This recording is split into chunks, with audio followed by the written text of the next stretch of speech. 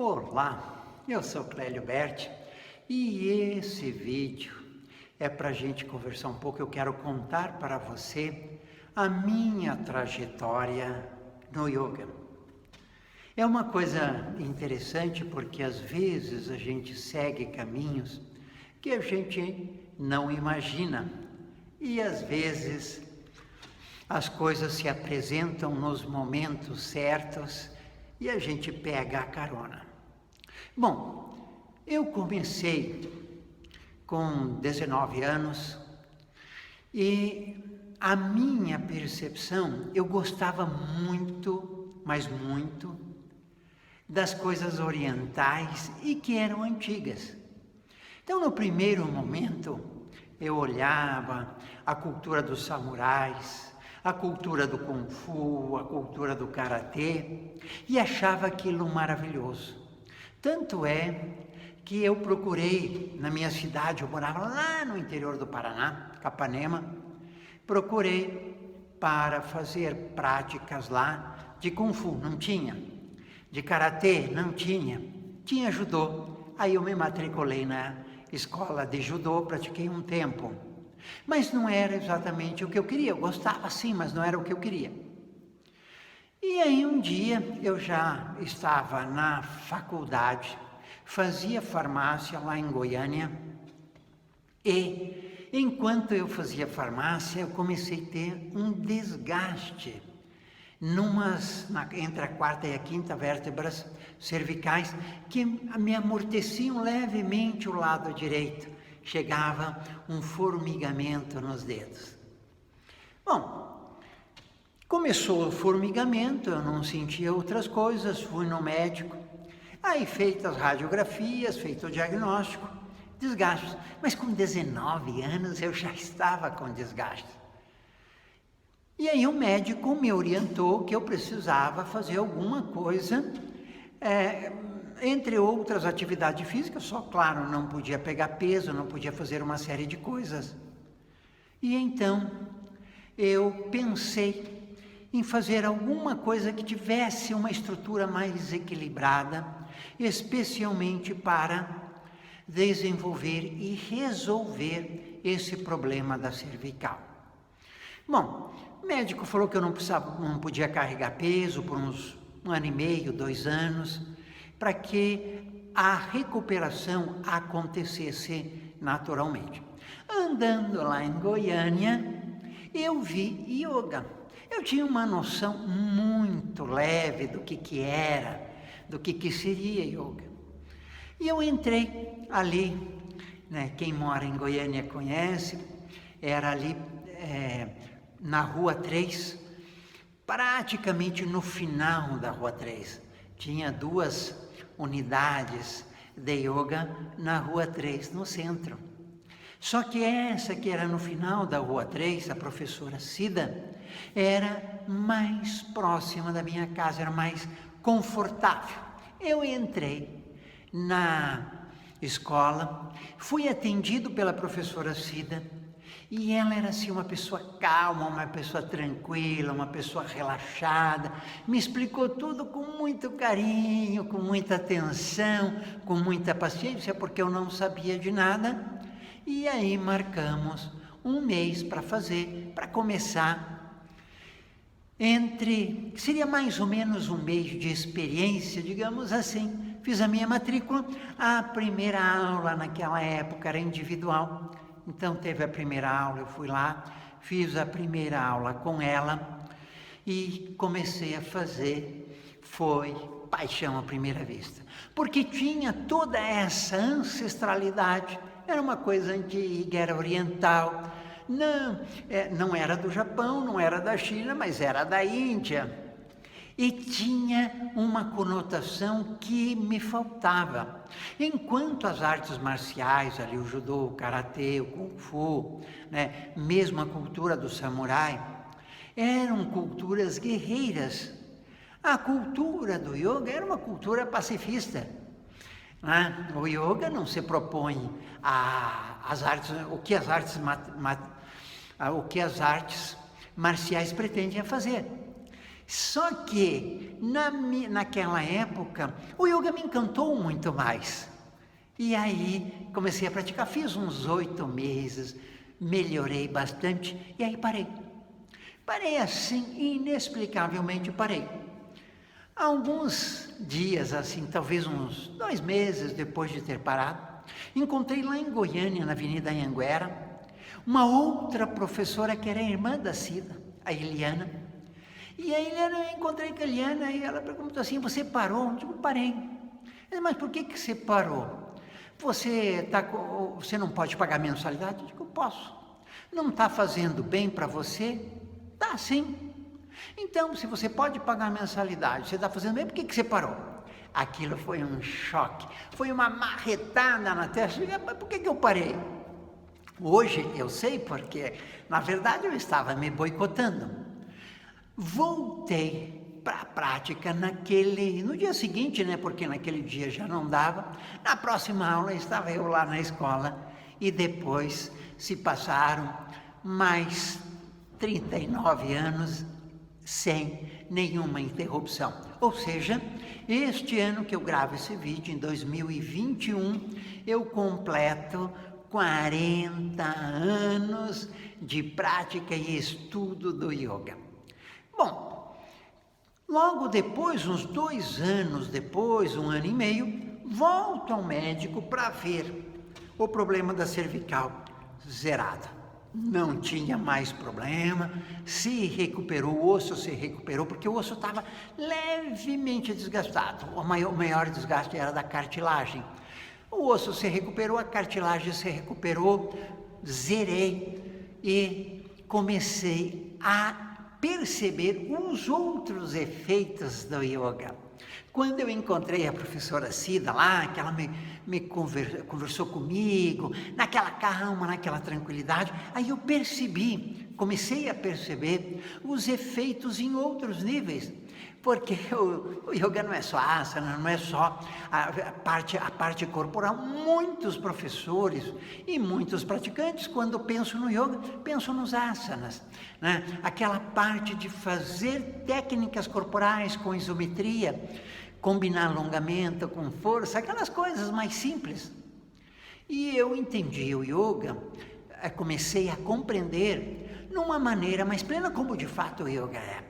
Aquelas pessoas que pensam que o yoga é só atividade física, só técnicas corporais, ou no máximo técnicas corporais e técnicas respiratórias, elas precisam ler o Yoga Sutra de Patanjali, precisam ler outros livros que explicam o yoga na dimensão profunda que ele é. Então eu descobri que o yoga pode trabalhar o ser humano e trabalha de maneira plena para que o ser humano se desenvolva em toda a potencialidade que é possível fazer, toda a potencialidade que um ser humano pode desenvolver. Então ele trabalha o corpo físico denso, o físico energético, o emocional, o mental e o intuicional ou espiritualidade, para chegar numa expansão de consciência, e essa expansão plena de consciência no yoga damos o nome de Samadhi.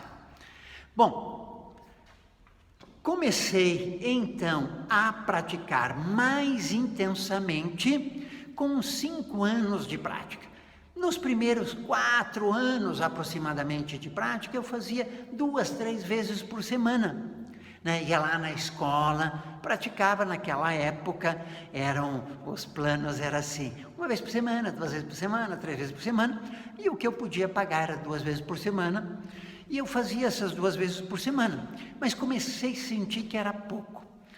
Mas com aproximadamente 4 anos eu comecei a fazer prática 5 vezes por semana. Então 2 dias eu fazia na academia, lá no núcleo de yoga, e os outros 3 dias eu fazia em casa, e comecei a praticar. Eu morava perto de uma escola de educação física ali no setor universitário, em Goiânia, e eles abriam a escola de educação física, a parte externa, para as pessoas irem lá. Né? Tinha um campo de futebol, tinha uma pista de caminhada toda em volta do campo de futebol, tinha um espaço para fazer musculação, para fazer atividades. eu levava o meu tapetinho, né? Na época não era esses EVAs, era um tapete mesmo, estendia no gramado e praticava as outras 3 vezes por semana. Eu sempre fui uma pessoa de uma disciplina muito vigorosa. Então, as minhas 3 vezes por semana eram normalmente 3 vezes por semana. Mas são aproximadamente mais uns 2 anos, então aí eu já tinha uns 6 anos, 7 anos de prática. Eu fiz a proposta de praticar todos os dias e nunca mais parei de fazer todos os dias, sendo que a maioria dos dias eu faço práticas completas. E um outro dia, às vezes, uma prática mais simplificada, ou uma prática de meditação, uma prática de reprogramação emocional, mas com raras exceções, com poucas exceções, eu comecei a praticar todos os dias a partir dali. Bom, saí de Goiânia depois, porque nessa época eu fazia yoga como praticante, vim para o estado de São Paulo, fui morar em Itapetininga. Não tinha escola em Itapetininga. Eu continuei praticando todos os dias, fazia em casa, mas fazia uma prática que não era uma prática muito boa. Só vim descobrir isso mais tarde, porque era uma prática muito tensa, era uma prática ansiosa. Eu sempre tinha a percepção de que eu deveria estar mais à frente da onde eu efetivamente estava. Eu sempre correndo atrás da cenourinha. Nunca alcançava o que eu imaginava que deveria alcançar. Sentava para praticar, para fazer toda a prática completa, com a percepção, com a sensação de que eu estava atrasado. E isso me prejudicou bastante, por isso que uma prática de yoga bem orientada por pessoas experientes, por pessoas que fizeram a caminhada, evita esses lapsos, essas perdas de tempo.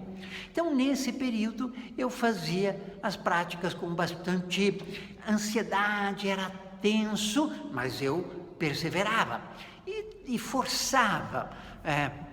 Quase machuquei, tive um pouco de sorte de não ter tido lesões físicas, porque a minha genética de alongamento é ruim. Eu tenho que trabalhar muito mais tempo, proporcionalmente, para ter o mesmo alongamento de que uma pessoa que tem um pouco mais de facilidade. Então, todos os seres humanos têm algumas facilidades e algumas dificuldades, e eu forçava. Tive sorte de não machucar. Quando eu fui para Itapetininga, era 86 fui para Itapetininga. A partir de 88, mais ou menos 88, 89, eu comecei a frequentar a escola do De Rose, que estava em São Paulo, ali na Jaú, na 1998. Comecei a frequentar, eu ia lá nos cursos de Itapetininga para São Paulo. Não tem ônibus em todos os horários, não é pelo menos naquela época não era tão fácil. No retorno era complicado, porque o último ônibus era alguma coisa em torno das 18, 19, não lembro direito. E aí, mas no sábado, eu ia fazer cursos, ali uma vez a cada 2 meses, 1 mês, 3 meses, fazer cursos. E comecei a ter um contato direto, então, com o De Rose, que me proporcionou um conhecimento muito, muito, muito interessante. Quando eu começo a frequentar, e aí começo a ter contato com outras pessoas, outros praticantes, que eram praticantes profundos, praticantes sérios, praticantes que tinham uma prática realmente consistente. E os meus horizontes ampliaram imensamente. Quando, então, chega um período ali, em 91, eu mudo de novo, saio de Itapetininga e vou para o Rio Grande, no Rio Grande do Sul. Então, essa parcela de frequentar a escola do De Rose parou, mas eu fiquei relativamente pouco tempo, aproximadamente 1 ano, na verdade um pouco menos de 1 ano, mas para arredondar 1 ano lá em Rio Grande, e aí eu me mudo novamente e venho para Campinas, o estado de São Paulo, onde estou até hoje. Quando eu venho para Campinas, em 92, eu começo a fazer o curso de formação, que era uma vez por semana lá em São Paulo, à noite, às terças-feiras. Então eu ia, né, começava a prática, fazia a prática das 18, fazia a prática das 19, às 21 era o curso de formação, das 21 às 23, e depois era uma correria, pegar o ônibus, o último que vinha para Campinas, se não me engano era 00:30 naquela época, depois só às 4 da manhã, então não podia perder, às vezes a saída atrasava um pouco, era uma correria. Em 1994, então, eu faço a prova e me torno professor de yoga, instrutor de yoga, e naquela época eu não tinha a mínima intenção de dar aula. Eu fiz a prova apenas para poder me aperfeiçoar, para poder ter acesso a eventos que eram exclusivos para professores, tinham alguns eventos algumas práticas que eram exclusivas para professores, assim como hoje eu tenho aqui na minha escola, práticas que não são exclusivas para professores, mas que são práticas que os praticantes só antigos podem fazer. No meu grupo avançado, por exemplo, a pessoa precisa ter uns 5 anos de prática de yoga para entrar no grupo avançado. E os instrutores entram mais rapidamente. A pessoa não tem 5 anos de professor, mas não tem 5 anos de prática, mas tem ali, se torna professor, ele entra em 3 anos, mas já é professor, ele já pode entrar para o meu grupo avançado, porque o instrutor, o professor é aquela pessoa que quer um conteúdo mais forte, mais profundo, ele está mais engajado, ele está mais conectado, por isso ele tem acesso a uma série de outras práticas que às vezes a gente oferta para o praticante comum, mas às vezes o praticante comum está distante, ele não percebe, ou às vezes não quer fazer, ele tem outras prioridades. Fiz com essa intenção, e aí eu comecei a cansar de ir para São Paulo. Nesse período, em 94, que eu faço a formação, me torno professor, eu faço a minha primeira viagem à Índia, que você viu ali, algumas fotos no meu Instagram, onde eu tenho essa primeira experiência lá fora. Visitamos Rishikesh, a obra do Shivananda, do Aurobindo. Eu coloquei uma foto ali no Instagram, onde eu faço uma meditação no túmulo, em frente ao túmulo do Aurobindo, e lá eles uma coisa muito engraçada é que eles têm o hábito de enterrar os professores de yoga, não sei se hoje ainda pode, nas escolas. Na escola do professor Aurobindo, Sri Aurobindo, ele está no quintal, ali tem o túmulo. Na escola de Shivananda está enterrado numa sala de prática. A tradição oficial do professor de yoga é, quando o indivíduo morre, eles colocam em Padmasana, as pernas cruzadas, né, naquela posição de lótus, ou Padmasana, e enterram sentado na escola. Para a gente isso é um pouco inconcebível. Então eu fui na escola do Shivananda, vi o túmulo dele, na escola do Aurobindo, na escola do Iyengar em Bombay, e fizemos práticas, conhecemos pessoas, interagimos. Fui numa escola em que eles faziam crias espetaculares, tivemos aulas, tivemos interação. Fui num satsang lá no Shivananda Ashram, que era uma coisa assim extraordinária.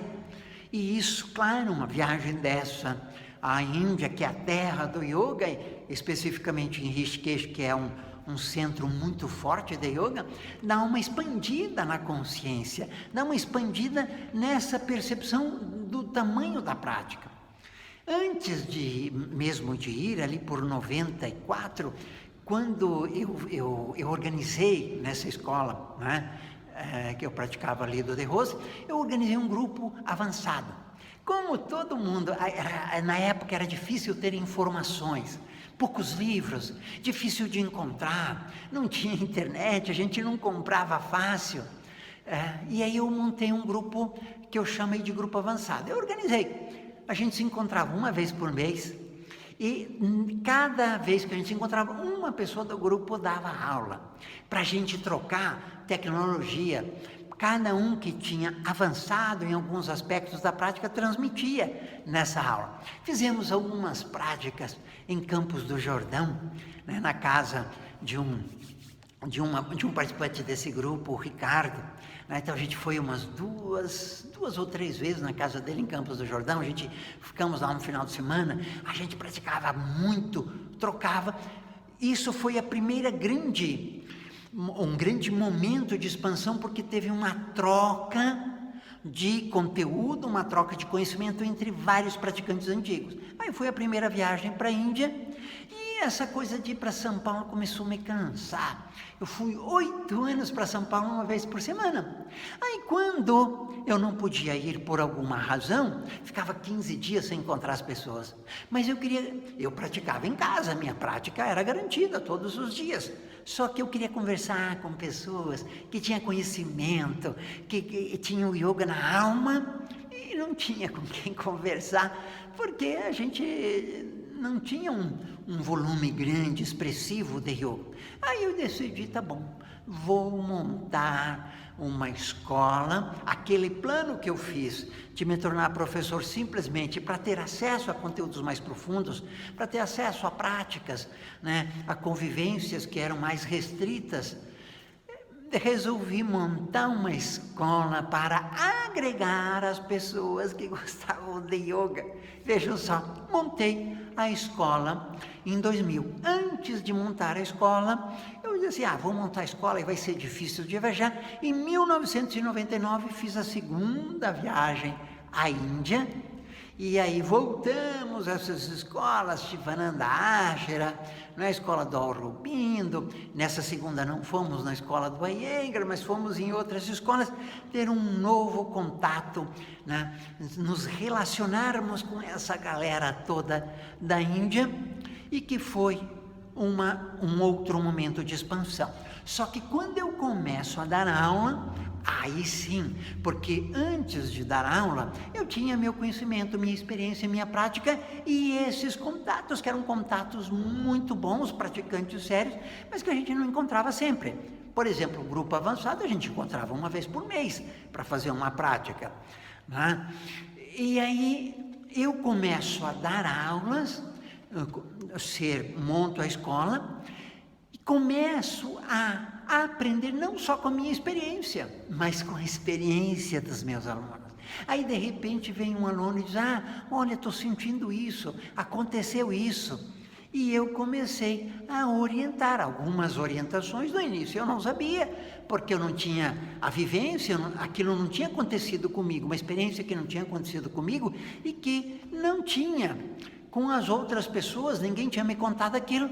Aí, quando eu vinha uma circunstância que eu não sabia, buscava nos textos, buscava as respostas e transmitia para os alunos. Depois de um tempo, aqui na escola, começa uma dor nas costas. Eu tive dor nas costas por 7 anos, uma dor que acontecia todos os dias. Então começou uma dor nas costas, eu fiquei, nossa, mas como uma dor nas costas? Eu sou praticante de yoga, meu corpo está bom, não é para ter dor nas costas. E fui no médico. Aí o médico, para resumir essa história, o médico fez os exames, tirou radiografia, por último, resumindo bem, ele injetou analgésico direto no músculo que doía e a dor não passou. Foi como se não tivesse acontecido nada, mesmo após essa infiltração.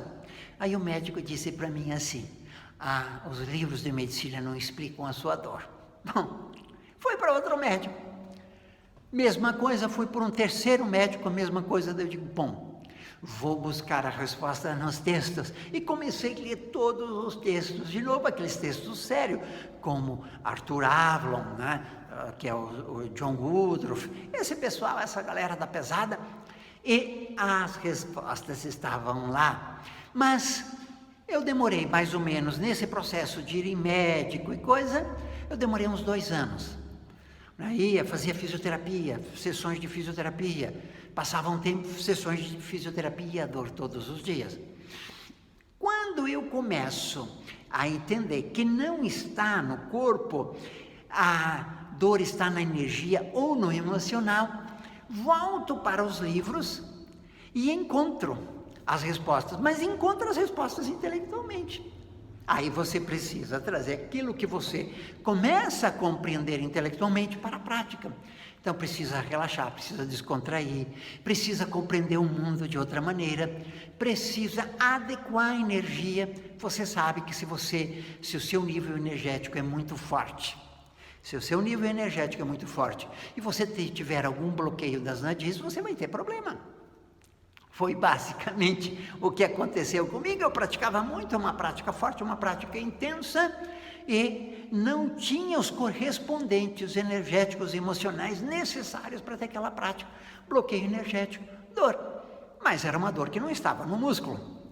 E aí, depois de uns 2 anos para sair dos médicos e ir para os textos, aí mais uns 3 anos a 4 anos para começar a entender o que estava acontecendo, e o processo de transformação. Com 7 anos eu tirei a dor, mas foi um aprendizado extraordinário. Por isso que a gente pode orientar, eu posso orientar muito bem os meus alunos por conta dessa experiência. 40 anos de prática, 40 anos de estudo, e de uma prática profunda, uma prática séria, acontece muita coisa. Com essa experiência minha, a minha visão para orientar os alunos mudou completamente, porque eu aprendi, eu digo assim, eu costumo dizer, que um dos mestres mais importantes da minha vida foi essa dor, que ela me tirou determinados paradigmas. Eu achava que estava fazendo a coisa, que estava certo, que estava num caminho, e não estava. E a dor me alertou para isso, e a busca da solução me fez compreender muito mais profundamente o yoga. Com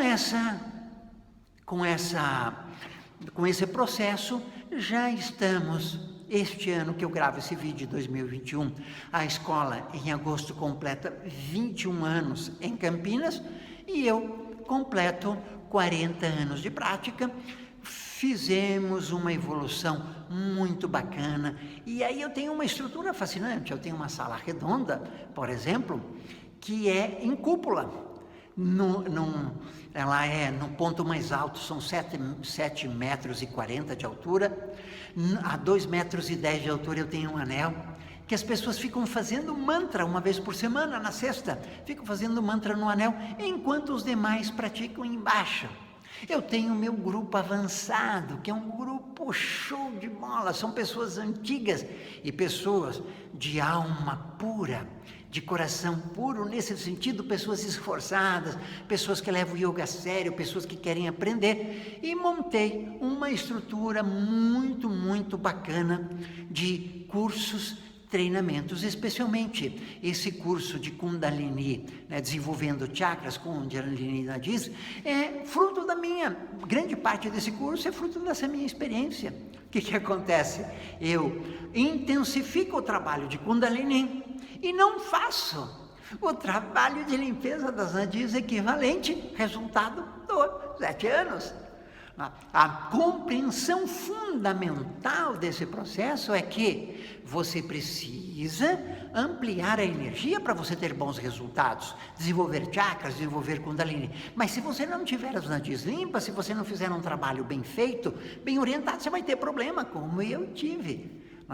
Depois, corrige isso, eu oriento. Um dos principais, então, resultados aqui foi esse curso, que é um curso extraordinário, porque tem todos os elementos necessários para você construir a caminhada. E claro, aí precisa fazer a caminhada. Fiz o curso completo, o treinamento completo de meditação, que é uma coisa gigante, completo porque é completo mesmo. Ele tem 24 módulos, 24 exercícios de meditação, 24 aulas de meditação, 48 aulas teóricas. Então é um universo imenso.